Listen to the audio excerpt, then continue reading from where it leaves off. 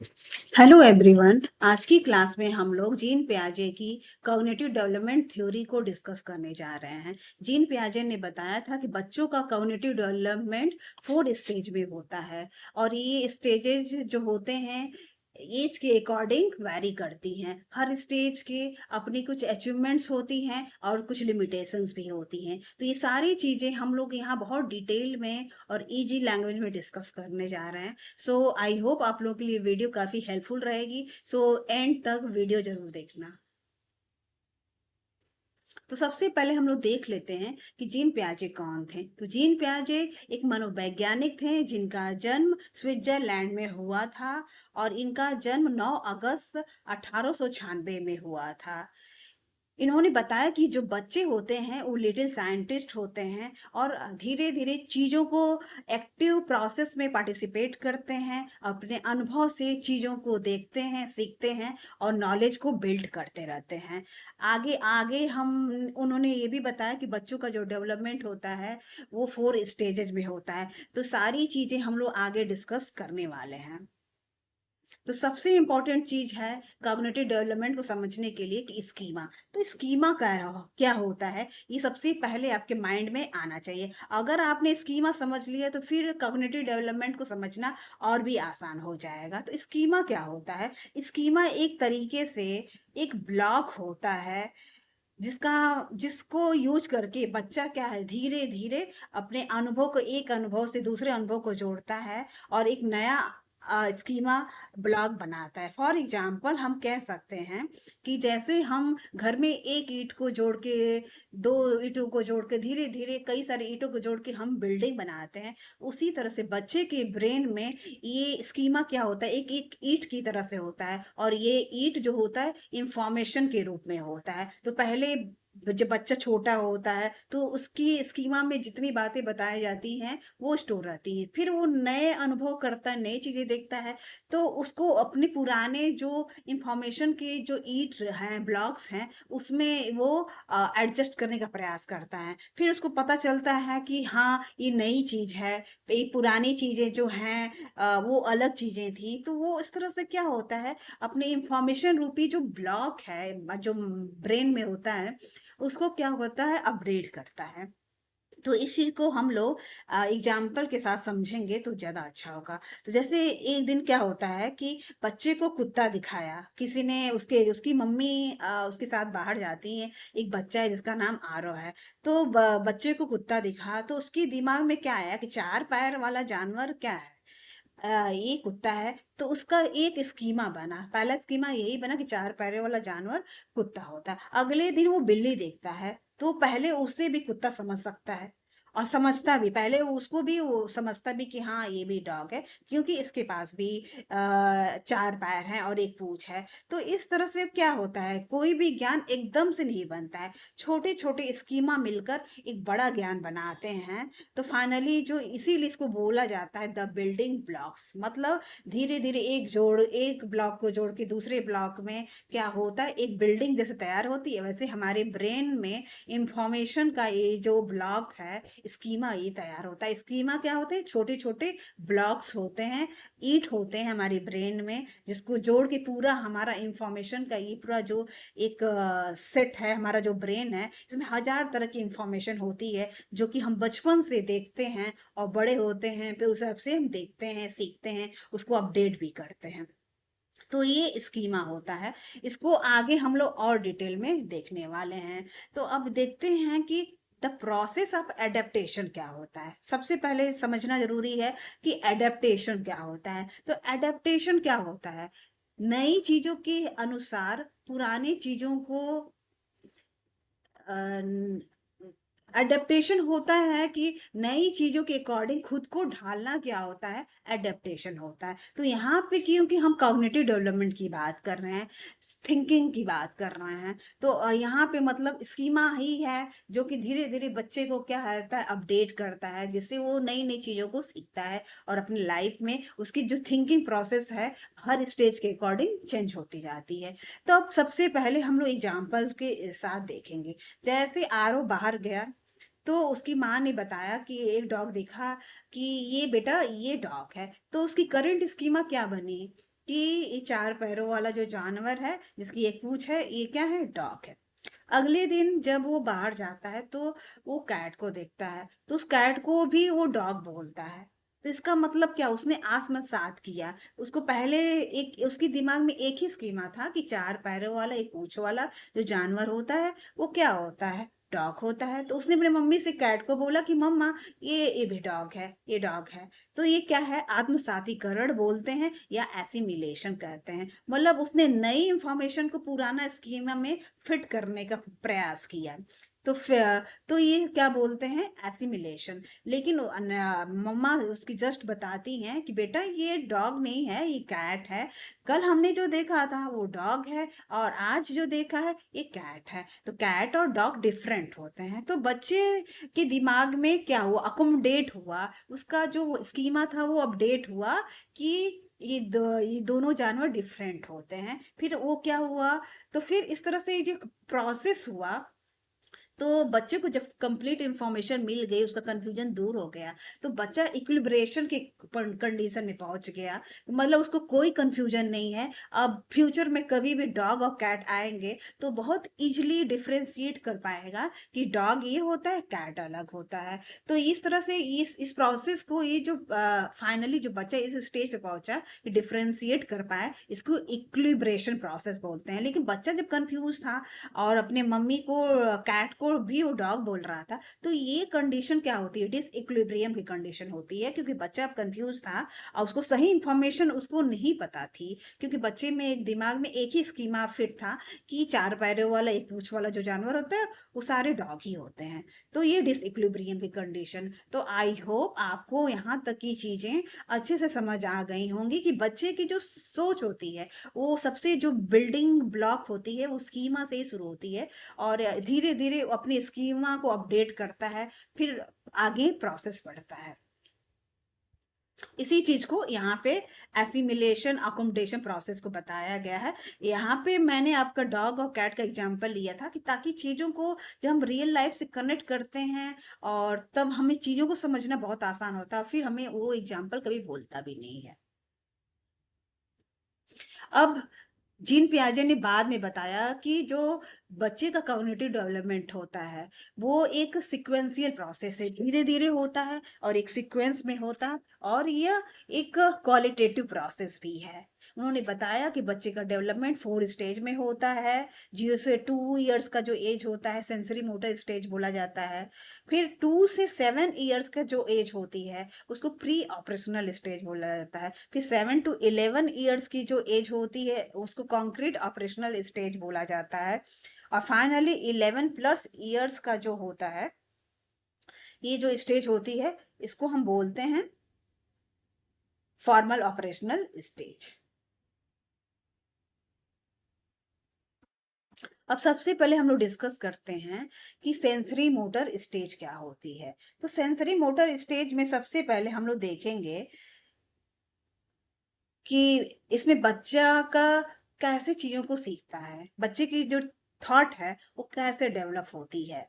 तो सबसे पहले देखिए उसमें क्या होता है, बच्चे की जो इंद्रियां होती हैं, जो सेंसेज होती हैं, वही उसकी टीचर्स होती हैं। बच्चा क्या होता है जब छोटा होता है, तो हम लोगों ने अपने घर में बहुत सारे बच्चों को, अपने आसपास आप लोगों ने भी कहीं ना कहीं बच्चों को देखा ही होगा। तो बच्चे जो होते हैं छोटे होते हैं तो हर चीज को देखते हैं, उसको टच करते हैं, और हर चीज को अपने बच्चा अपने मुंह में डालता है। तो ये क्या होता है, ये सेंसेज हमारे 5 सेंस ऑर्गन्स हैं। आँख, नाक, कान, हमारे टंग, हमारी जो स्किन है, ये क्या है? सेंस ऑर्गन्स हैं, जो जिसको यूज करके बच्चा क्या है सीखता है, और ये सेंस ऑर्गन्स ही बच्चे की शिक्षक होते हैं। फिर दूसरी जो बिहेवियर हमें बच्चे में देखने को मिलती है, गोल डायरेक्टेड बिहेवियर। तो गोल डायरेक्टेड बिहेवियर क्या होता है? हमने देखा होगा, या आपने भी देखा होगा, जब बच्चे छोटे होते हैं क्रॉल करते हैं तो कोई भी चीज उनको दिखती है जो ब्राइट कलर की होती, चमकीली होती हैं, अब वो उसकी तरफ अट्रैक्ट होते हैं, तो फिर उसकी तरफ से दौड़ते हैं उसको उसको पकड़ने के लिए। तो ये जो बिहेवियर बच्चे में होती है गोल डायरेक्टेड, मतलब उसको जो भी चीज दिखेगी अच्छी लगेगी, उसको अपना गोल मान के उसके तरफ से लपकेंगे, ग्रैब करने का प्रयास करेंगे। फिर इस स्टेज के एंड में बच्चे में एक और डेवलपमेंट आती है, देखने को मिलता है ऑब्जेक्ट परमानेंस।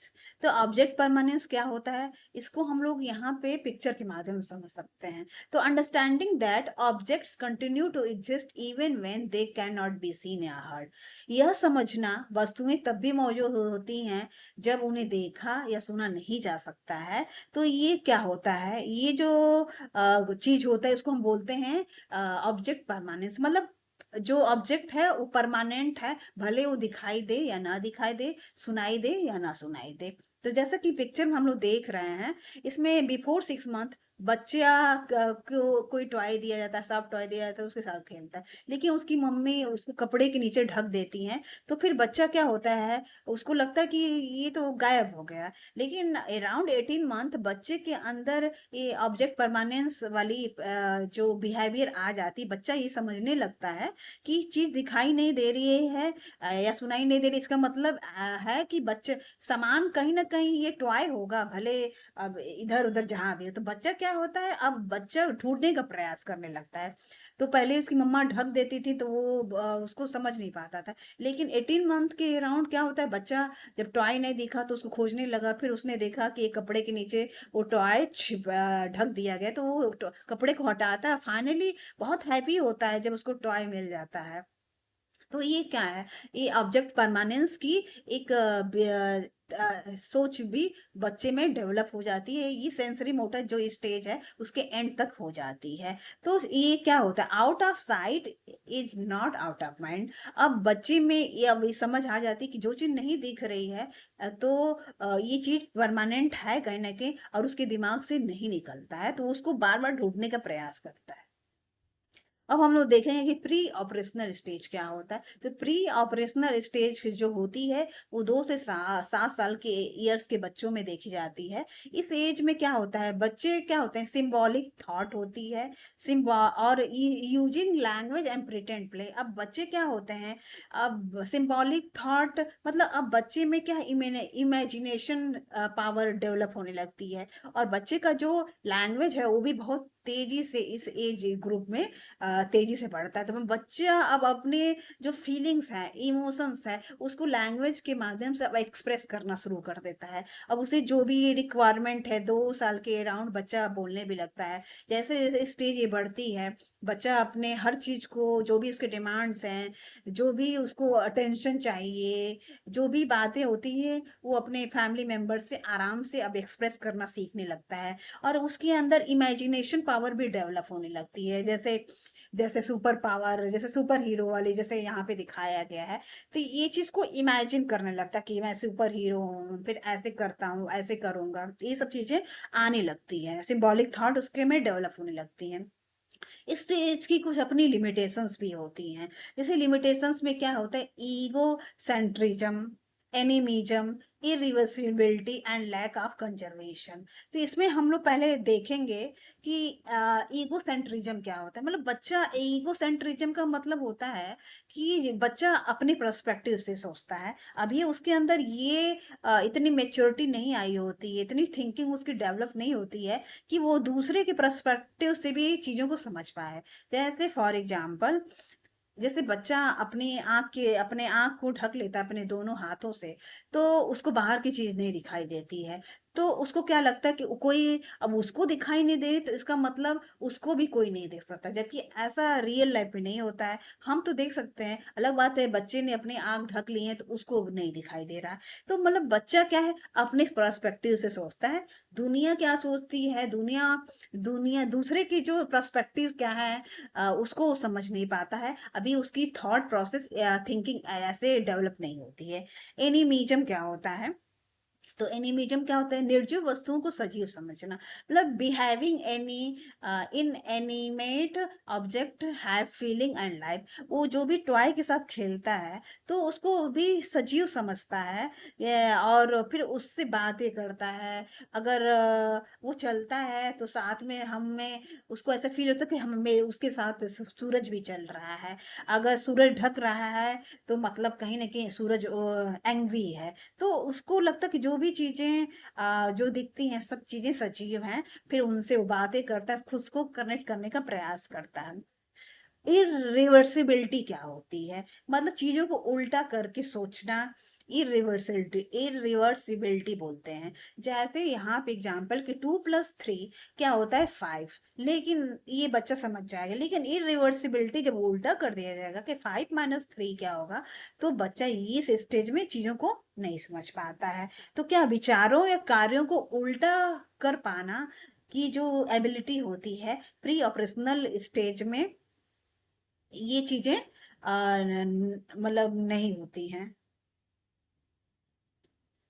ठीक है, अब हम लोग आगे देखते हैं। इसी में हम लोग एक चीज और देख लेते हैं कि लैक ऑफ कंजर्वेशन। तो लैक ऑफ कंजर्वेशन क्या होता है? मतलब किसी चीज की मात्रा, जैसे बच्चा को अगर, क्या हम एग्जांपल, एक मिट्टी का छोटा सा बॉल है, इस बॉल को गोल है तो ठीक है, लेकिन मैंने उस बॉल को, मिट्टी का है तो उसको लंबा कर दिया, तो उसको लगेगा कि जो चीज लंबी हो गई तो मतलब वो बड़ी हो गई। तो जबकि ऐसा नहीं था, जो बॉल था पहले गोल था, फिर हमने उसको क्या करके उसको लंबा शेप दे दिया। तो मात्रा तो सेम थी, लेकिन शेप बदल गया, उसकी लंबाई बढ़ गई। तो बच्चा क्या है, अब वो समझ नहीं पाएगा कि सेम ही अमाउंट था, बट उसका शेप अलग होने से उसको क्या होता है कि वो चीजें नहीं समझ पाता है। तो इसको लैक ऑफ कंजर्वेशन बोलते हैं। आगे हम लोग अच्छे से समझेंगे। या फॉर एग्जाम्पल एक चीज और एग्जाम्पल हम ले सकते हैं कि लैक ऑफ कंजर्वेशन क्या, जैसे एक छोटा ग्लास है, हम अपने घर में यूज करते हैं पानी पीने के लिए, उसमें पानी भरा, फिर हमने क्या किया, एक बीकर ले लिया, बड़ा सा बीकर ले लिया, उसमें पानी को डाल दिया। तो बच्चा फोकस करेगा कि अब उसको लगेगा कि पानी तो ज्यादा हो गया, अमाउंट ज्यादा हो, जबकि सेम अमाउंट का ही जो पहले ग्लास में पानी था, अब हमने उसको बड़े से बीकर में डाल दिया। अब उसकी क्या होगा, बीकर की हाइट ज्यादा है तो उसको लगेगा पानी ज्यादा है, जबकि पानी तो सेम ही रहा, बस हमने क्या होता है, बर्तन का जो है शेप वो बदल दिया। तो बच्चे ने हाइट पे फोकस किया, उसके विड्थ पे फोकस नहीं किया। तो ये क्या बोलते हैं, इसको लैक ऑफ कंजर्वेशन बोलते हैं। अब हम लोग देखेंगे कि कॉन्क्रीट ऑपरेशनल स्टेज क्या होती है। तो देखिए, कॉन्क्रीट ऑपरेशनल स्टेज जो होती है वो बच्चों में देखने को मिलती है 7 to 11 ईयर्स तक। तो इसमें क्या होता है, बच्चा अब ना स्ट्रक्चर थॉट, उसमें सुव्यवस्थित विचार अब पनपने लगते हैं। बच्चा जो होता है वो क्लासिफिकेशन और सीरिएशन करना शुरू कर देता है। जैसे अगर बच्चे को कोई टॉपिक दे दिया गया, उसमें small to medium, medium to large, उसको बच्चे को सीरियल में, ऑर्डर में बनाना है, सेट करना है, तो ये बच्चा अब सीख जाता है। तो ये क्या हो गया, क्लासिफिकेशन और सीरिएशन, मतलब एक स्ट्रक्चर्ड विचार अब उसके में जन्म लेने लगते हैं और आगे और बढ़ते जाते हैं। इस स्टेज की जो ये है उपलब्धियां हैं, अचीवमेंट्स, इसको भी हम देख लेते हैं। कंजर्वेशन, जैसे प्री ऑपरेशनल स्टेज में बच्चा कंजर्वेशन नहीं समझ पा रहा था। बच्चा समझ रहा था कोई बड़ा बर्तन है तो उसमें पानी जाता है, तो अब इस स्टेज में बच्चा कंजर्वेशन समझने लगता है। क्लासिफिकेशन, जैसे अगर कई सारे बॉल्स दे दिए गए या वेजिटेबल दे दिया गया, तो उसमें क्या हो, वेजिटेबल को अलग कर पाएगा। और ब्लू, ब्लैक, येलो अगर बॉल दे दिया गया है तो वो बॉल को एक तरफ कर देगा, वेजिटेबल को अलग कर देगा। तो इस तरह से क्लासिफिकेशन, वर्गीकरण करना सीख जाएगा। फिर सीरिएशन करना, सीरियल में कोई चीज ऑर्डर में लगाना है, बड़े से छोटा या छोटे से बड़ा, तो ये भी करना सीख जाता है 7 to 11 ईयर्स में। तो ये क्या है, इसके ये अचीवमेंट्स हैं। अब यहाँ पे दिखा लिखा हुआ है कि तर्क की शुरुआत। अब इस स्टेज में बच्चा क्या, तर्क करना, लॉजिक, अब उसकी में, अब बच्चा क्या है, चीजों को स्ट्रक्चर्ड, अब उसके विचार स्ट्रक्चर्ड होना शुरू हो जाते हैं, वो वर्गीकरण सीखना सीख जाता है। तो अब बच्चे में अब क्या है, अब लॉजिक डेवलप होना स्टार्ट हो जाता है। तो वो आपसे बहुत सारे क्वेश्चन भी करना शुरू करेगा, but only for concrete, tangible and physical object. लेकिन उन्हीं चीजों के बारे में ये क्वेश्चन बच्चा करेगा जो कि सामने से दिख रहा है, फिजिकल दिख रहा है, और मतलब कॉन्क्रीट चीजें हैं, उन्हीं के बारे में आपसे क्वेश्चन करेगा और लॉजिक उसके में डेवलप होगी। साथ ही यहाँ पे लिखा गया कि decline of ego centrism, child start understanding other perspective. जैसे पहले स्टेज में था, सेकेंड स्टेज की हम बात कर रहे थे प्री ऑपरेशनल में, तो बच्चे में ईगो सेंट्रिज्म था, मतलब बच्चा अपने पर्सपेक्टिव से ही चीजों को समझ रहा था। अब क्या होता है कि कॉन्क्रीट ऑपरेशनल स्टेज में बच्चे के जो ईगो सेंट्रिज्म है, अब वो डिक्लाइन कम होने लगता है। अब वो धीरे धीरे दूसरे की पर्सपेक्टिव, दूसरे लोग भी किसी टॉपिक पे किस तरह सोचते हैं उसको भी अंडरस्टैंड करना सीख जाता है। तो इस तरह हमने देखा कि बच्चा अब लॉजिक, बच्चे में लॉजिक थिंकिंग डेवलप हो जाती है, अब क्वेश्चन आंसर करना शुरू करेगा। लेकिन जो चीजें फिजिकल दिख रही हैं और कॉन्क्रीट हैं उन्हीं के लिए लॉजिक डेवलप होगा, और एगोसेंट्रिज्म धीरे धीरे अब क्या है, डिक्लाइन करने लगता है। अब देखिए इसमें क्या है कि मास्टरिंग कंजर्वेशन, इस स्टेज में बच्चे कंजर्वेशन को समझ जाते हैं। जैसे एक बीकर है और एक दो बर्तन जैसे यहाँ पे दिखाया गया है, तो इसका पानी जब इसमें डाल देते हैं तो बच्चा अब क्या है, अब वो लॉजिकल और थिंकिंग डेवलप हो गई, तो बच्चा अब हाइट भी देखेगा, साथ ही विड्थ को भी देखेगा। पहले क्या था, बच्चा बस हाइट पे फोकस करता था, विड्थ को नहीं देखता था। अब बच्चा यहाँ देखेगा कि इसका विड्थ तो ज्यादा था और हाइट कम थी, तो यहाँ पे पानी डालने पे सेम ही होगा। कंजर्वेशन को अंडरस्टैंड करें कि यहाँ लंबाई ज्यादा हो गई, नहीं कि विड्थ कम हो गई, तो सेम अमाउंट ऑफ वाटर है जो कि उसमें डाला गया है। अब हम यहाँ पे देखते हैं एग्जाम लॉजिक क्या है, कि pre operational children fail this. इसमें क्या होता है, प्री ऑपरेशनल स्टेज में बच्चा कंजर्वेशन को अंडरस्टैंड नहीं कर पाता था।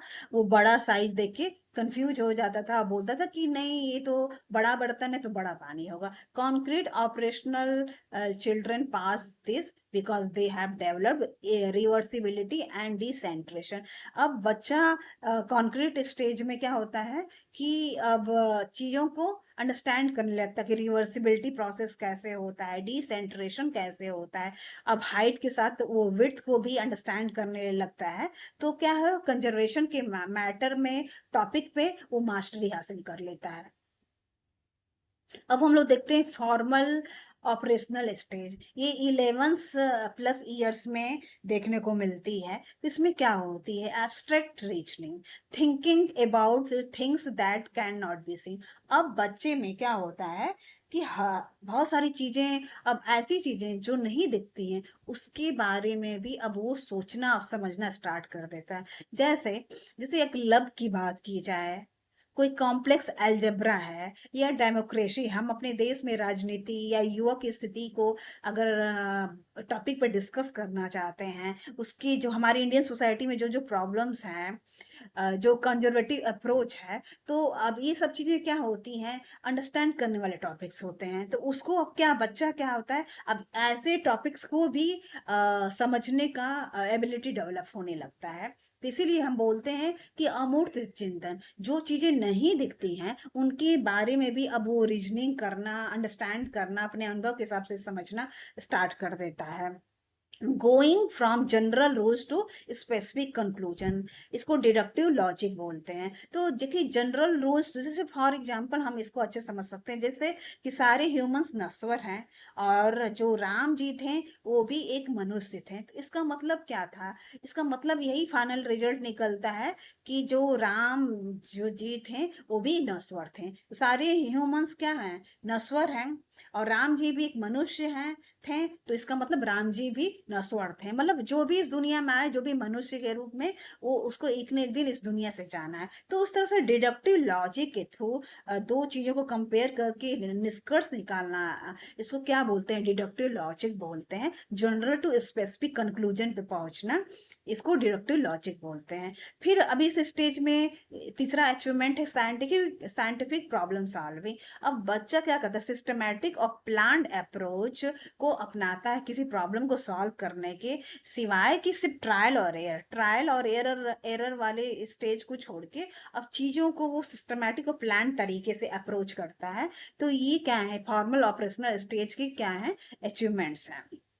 अब हाइपोथेटिको डिडक्टिव रीजनिंग क्या है, तो इसमें देखिए इसमें क्या होता है कि सभी संभावित समाधानों के बारे में व्यवस्थित रूप से सोचना। मतलब अगर कोई प्रॉब्लम है या कोई इश्यू है, तो उसके क्या पॉसिबिलिटी है, उसके हर एस्पेक्ट पे आपको विचार करना, समझना, ये क्या बोलते हैं, इसको हम बोलते हैं कि देखिए thinking systematically about all possible aspect of a problem, इसको हम बोलते हैं हाइपोथेटिको डिडक्टिव रीजनिंग। जैसे फॉर फॉर एग्जांपल दिया कि what if gravity stopped working, अगर हमारे इन्वायरमेंट जो ग्रेविटी वर्क करता है, जो चीज हम ऊपर फेंकते हैं वो वापस आता है एक बॉल फेंकने के बाद, तो क्या है, ड्यू टू ग्रेविटी रूल ये आता है। लेकिन अगर ग्रेविटी स्टॉप हो जाए तो क्या होगा?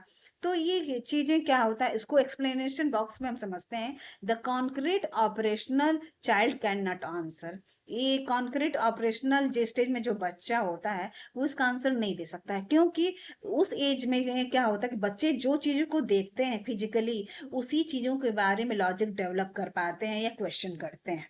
लेकिन जो हमारा लास्ट स्टेज है, फॉर्मल ऑपरेशनल स्टेज है, इसमें अब बच्चा जो चीज नहीं दिख रही है उनके बारे में भी लॉजिक डेवलप करना शुरू कर देते हैं। तो the formal operational child logically deduce the consequences, तो क्या होता है कि इस स्टेज के जो बच्चे होते हैं फॉर्मल ऑपरेशनल स्टेज के, वो लॉजिकली क्या होते हैं, उसके जो कॉन्सिक्वेंसेज होके उसको लॉजिकली उसको बताना और उसके बारे में सोचना शुरू कर देते हैं। The ability to test hypothesis scientifically, इसमें क्या होता है, बच्चे में एबिलिटी डेवलप होने लगती है। हाइपोथेसिस जो चीज, कल्पनाओं को कैसे टेस्ट करना है साइंटिफिकली, उसको अब एबिलिटी उसमें डेवलप होने लगती है।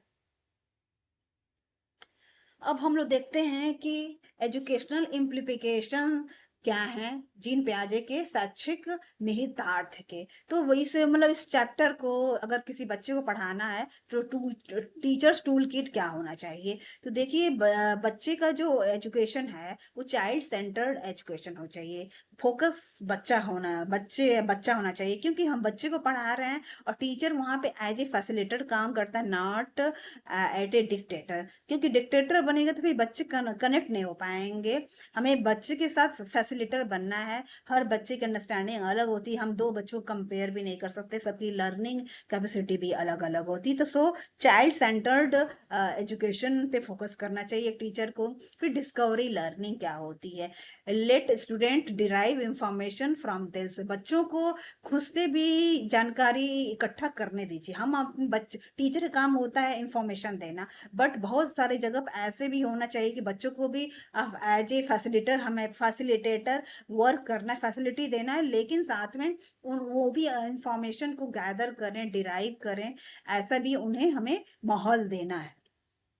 रेडीनेस टू लर्न, सीखने की तत्परता, teacher concept only when child reaches the appropriate cognitive stage, और टीचर को हर बच्चे को उसके जो अप्रोप्रिएट जो कॉग्निटिव स्टेज है उसके अकॉर्डिंग उसको उसका कॉन्सेप्ट क्लियर करना चाहिए। जैसे एक बच्चा सेंसरी मोटर स्टेज में है, तो उसके एज के अकॉर्डिंग वो चीजें सीख सकता है, तो उसको वही चीजें सिखानी चाहिए। जैसे एक बच्चा फॉर्मल ऑपरेशनल स्टेज में है, तो उसकी अब सीखने की जो लिमिटेशंस काफी कम हो जाएंगी और वो बहुत कुछ सीख सकता है। तो ऐसे बच्चे को ज्यादा से ज्यादा हम ज्ञान दे सकते हैं, इंफॉर्मेशन दे सकते हैं। तो हर स्टेज की अपनी कुछ लिमिटेशंस होती हैं, उसके अकॉर्डिंग हमें उनका जो कॉन्सेप्ट है, टीचिंग कॉन्सेप्ट, उसी हिसाब से प्रोवाइड करनी चाहिए।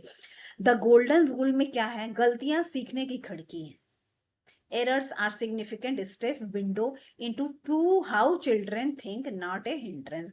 गलती अगर कोई बच्चा करता है तो उसको ऐसे सोचना चाहिए कि ये खिड़की है जिसके माध्यम से फाइनली जब बच्चा गलती करता है तभी सही चीजें सीखता है। तो इसको बहुत ज्यादा ये आपको ऐसे हिंड्रेंस की तरह से नहीं लेना है। ये समझना है कि बच्चा गलती करके ही सीखेगा। तो क्या है, एक तरह से गलतियां सोचने की खिड़कियां होती हैं जिसके माध्यम से बच्चा पहले गलती करेगा फिर सीखेगा। अब हम लोग बैटल ऑफ जायंट्स में हम लोग पियाजेट और बायोगॉस की थ्योरी को कंपेयर करेंगे। बायोगॉस की थ्योरी अभी हमने नहीं पढ़ा है, आने वाले वीडियोज में मैं आपको बायोगॉस को थ्योरी पढ़ाऊंगी। तो यहाँ पे थोड़ा सा मैं हल्का सा एक क्विक रिवीजन आपको दूंगी। ये ड्राइवर ऑफ लर्निंग क्या होता है पियाजेट थ्योरी में, इंडिपेंडेंट एक्सप्लोरेशन। जब बच्चा छोटा होता है तो इसीलिए जीन पियाजे ने बताया कि वो लेटेस्ट साइंटिस्ट होते हैं, वो समाज से इंटरेक्ट करते हैं, चीजों को खुद करते हैं, एक्टिवली पार्टिसिपेट करते हैं, अनुभव क्रिएट करते हैं, फिर उससे उनका इंफॉर्मेशन अपना बिल्ड करते हैं। और इन्होंने बायोगॉस्की ने क्या बताया कि सोशल इंटरेक्शन प्लस जेडपीडी के माध्यम से क्या होता है, लर्निंग होती है। फिर डेवलपमेंट वर्सेज लर्निंग क्या होती है, तो बियाजेट ने बताया कि डेवलपमेंट लीड्स लर्निंग, पहले डेवलपमेंट के माध्यम से लर्निंग आती है, और जबकि वाइगोस्की ने बताया कि लर्निंग लीड्स टू डेवलपमेंट, पहले लर्निंग होती है उसके बाद डेवलपमेंट होती है। थॉट वर्सेस लैंग्वेज, तो पियाजेट ने बताया, जिन पियाजे ने बताया कि थॉट प्रिसीड्स लैंग्वेज, पहले विचार आता है बाद में लैंग्वेज डेवलप होता है, जबकि वाइगोस्की ने बताया कि भाषा और विचार स्वतंत्र रूप से शुरू होते हैं फिर विलीन हो जाते हैं, आपस में दोनों भाषा और विचार मिक्स हो जाते हैं। और स्टेजेस क्या होती हैं, इन्होंने बताया कि 4 स्टेजेस होती हैं, ये डिसकंटिन्यूअस होती हैं, मतलब एक स्टेज के बाद दूसरा स्टेज आता है, इस तरह बच्चे सीखते हैं। और इन वाइगोस्की ने बताया कि ये कंटिन्यूअस प्रोसेस होती हैं। तो ये एक बैटल था, कंपेयर था, कि इसमें दो थ्योरिस्ट ने अपने अपने थ्योरी को मतलब बताया, उसको कंपेयर करके यहाँ पे बताया गया है। अब हम लोग PYQs भी कर लेते हैं। तो रमेश ने अपनी शिक्षिका से बकरी के बारे में सुना, बाद में एक काले कुत्ते को देखकर उसने उसे बकरी मान लिया। यह क्या दर्शाता है? अभी हमने पीछे डिस्कस किया था कि बच्चा कैट को भी देख के क्या बोल देता है कि ये तो डॉग है। तो ये क्या दर्शाता है कि बच्चा आत्मसात कर लिया, उसकी जो पहले की जो स्कीमा थी उसी को उसी में नए चीजों को उसने आत्मसात कर लिया, विलीन कर लिया। तो एसिमिलेशन इस प्रोसेस को बोलते हैं। He force new information dog into his existing schema, पुराने जो एग्जिस्टिंग जो स्कीमा था उसी में उसने नई इंफॉर्मेशन को क्या कर लिया, फोर्स्ड कर दिया। तो ये क्या होता है, इसको आत्मसातकरण या बोलते हैं एसिमिलेशन बोलते हैं। अब सेकंड क्वेश्चन हम लोग देखते हैं, अमन तार्किक सोच के चरण में पहुंच गया, लेकिन वह पिछले चरण में वापस जाना चाहता है जहां वो तार्किक नहीं था। वह ऐसा नहीं कर सकता। यह विकास का कौन सा सिद्धांत है? ये देखिए क्या होता है कि विकास कभी नहीं वापस नहीं लौट सकता है, मतलब जो डेवलपमेंट प्रोसेस होता है इरिवर्सिबल होता है। मतलब जब बच्चा चलना सीख गया तो अब दोबारा से ऐसा उसको छोटा बच्चा हम नहीं बना सकते हैं। तो ये चीजें क्या होती है, इरिवर्सिबल होती हैं। तो development progresses sequentially from simple to complex, once higher cognitive stage is reached, a child cannot biologically unlearn or reverts to a previous developmental stage। में पुराने जो डेवलपमेंट स्टेज है इसको बच्चा क्या होता है, वापस अनलर्न नहीं कर सकता है, भूल नहीं सकता है। ऐसा नहीं कि ये बायोलॉजिकल प्रोसेस होती हैं जो कि इरिवर्सिबल होती हैं। नेक्स्ट क्वेश्चन, कि एक रचनात्मक कक्षा में बच्चों की गलतियां, एरर्स को किस रूप में देखा जाता है? अब देखिए, अभी हमने लास्ट में इसको डिस्कस किया था कि इनका जो आंसर होता है कि शिक्षण अधिगम प्रक्रिया में एक महत्वपूर्ण कदम माना जाता है। Piaget views children as problem solvers, error are not failures, they are direct window into the child's cognitive process and current schema. तो इस तरह से बताया था ना कि गलतियां क्या होती हैं, लर्न करने का एक खिड़की होती है। उसके माध्यम जब बच्चा गलती नहीं करेगा तो फिर वो नई नई चीजें सीखेगा कैसे? तो इसलिए इसको एक ऐसे ही समझना चाहिए कि बच्चा गलती करके ही चीजों को सीखता है। अब the one page master map है, इसको बताया गया है कि जीन पियाजे ने जो थ्योरी दी थी वो 4 स्टेजेस में होती है। ये माइंड मैप है। ये क्या है, अगर आप इसको समझ लेते हैं तो चीज़ों को क्या होता है, प्रिसाइज वे में अंडरस्टैंड करना और माइंड में रखना थोड़ा आसान हो जाता है। तो उन्होंने 4 स्टेज में बताया कि बच्चे का कॉग्निटिव डेवलपमेंट होता है, उस चीज़ को यहाँ पे बताया गया है। उसके प्रोसेस कैसे होते हैं, कैसे स्कीमा बनती है, एसिमिलेशन, डिसइक्विलिब्रियम, अकोमोडेशन, इक्विलिब्रेशन की प्रोसेस होती है। फिर पेडागोजी कैसी होनी चाहिए, चाइल्ड सेंटर होना चाहिए, डिस्कवरी लर्निंग होनी चाहिए, और जो एरर्स हैं विंडो ऑफ थिंकिंग है, तो वो चीज़ को समझना चाहिए। ठीक है, तो आई होप आप लोगों को वीडियो अच्छी लगी होगी और हेल्पफुल भी लगी होगी। अगर मेरी वीडियो अच्छी लग रही है और हेल्पफुल लग रही है तो लाइक शेयर एंड सब्सक्राइब जरूर करें। साथ ही कमेंट बॉक्स में बताएं कि स्कीमा क्या होता है, और अपना फीडबैक जरूर बताएं कि आपको वीडियो कैसी लग रही है। अगर कोई सजेशंस हैं तो भी कमेंट बॉक्स में बताएं। आपके आंसर्स का आई विल वेट कि स्कीमा क्या होता है, कमेंट बॉक्स में जरूर डालें। Thank you so much.